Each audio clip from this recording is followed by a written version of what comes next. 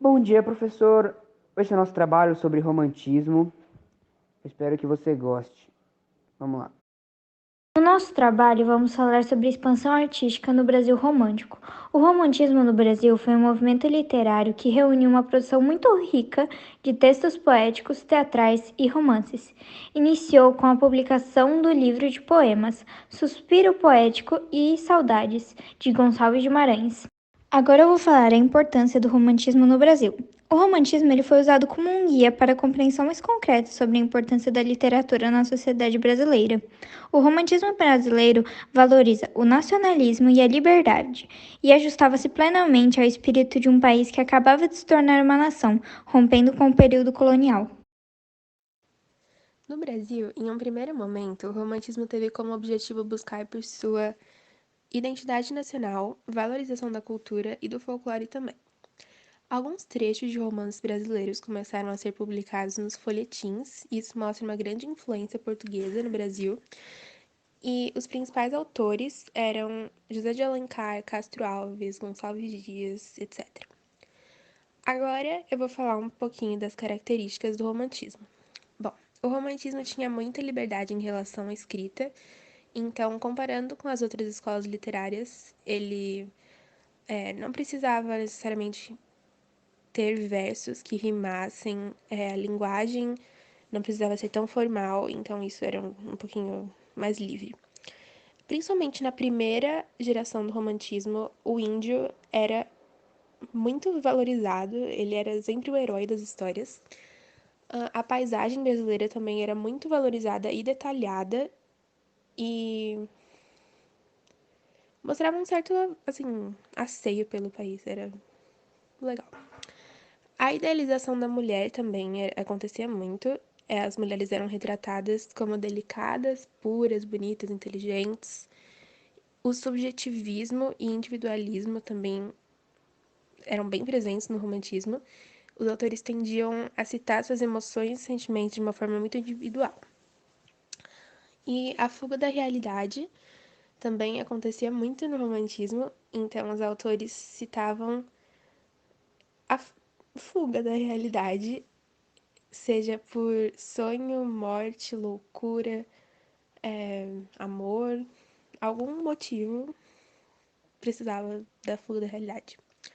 E algumas das principais obras do romantismo foram Iracema, de José de Alencar, A Confederação de Tamoios, de Gonçalves de Magalhães, Canção do Exílio, de Gonçalves Dias e Navios Negreiros, de Castro Alves. Bom dia, professor. Hoje eu vim falar sobre os períodos do romantismo. Bom, o primeiro período trata-se do indianismo.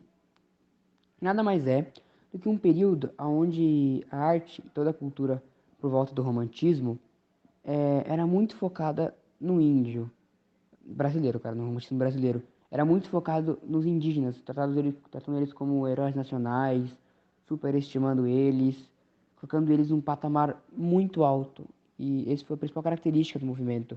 Até por isso chama indianismo. Bom, professor, o segundo período do romantismo trata-se do ultrarromantismo. O que é ultrarromantismo? Bom, nesse período em que perpetuou a segunda geração romântica, o foco principal dos autores era o estilo romântico muito depressivo. Eles falavam muito sobre a tristeza do amor, sobre como era ser trocado, não correspondido, a parte mais sombria mesmo do amor.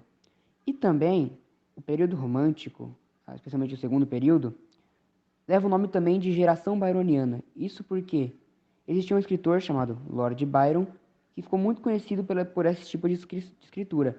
Até por isso que ele foi um dos principais criadores desse estilo.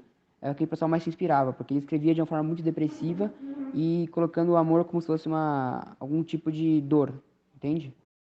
Bom, professor, tem também a terceira geração do romantismo, que basicamente é uma geração que foca muito na parte política. Era uma época que a gente estava vivendo de monarquia.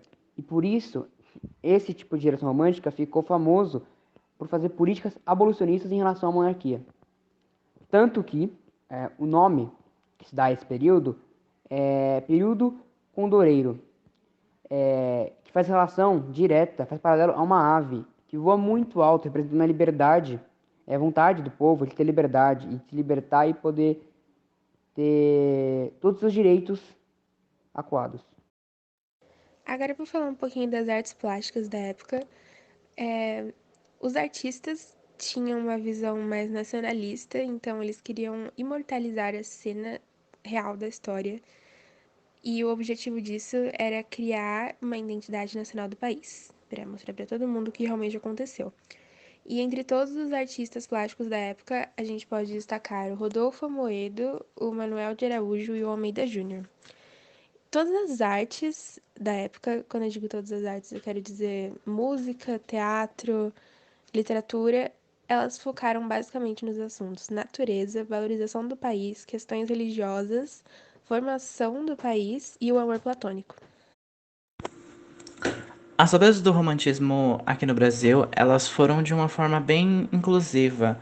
Ela mostrava bastante da vivência dos índios, mostrava a religião, muita parte dela, no caso, voltada para a religião cristã, mostrava a vivência, mostrava a natureza, toda essa valorização que tinha antigamente. E mostrava um pouco também do cotidiano popular das pessoas de lá. Então, isso foi o início, no caso da literatura, com todas as características que ela tem hoje, foi embasado em todas essas vivências, tipo, dos índios, essa vivência religiosa, e isso era bem retratado no romantismo da época. Os rastros do romantismo nos dias de hoje, eu acredito que seja a liberdade e a criação de expressão.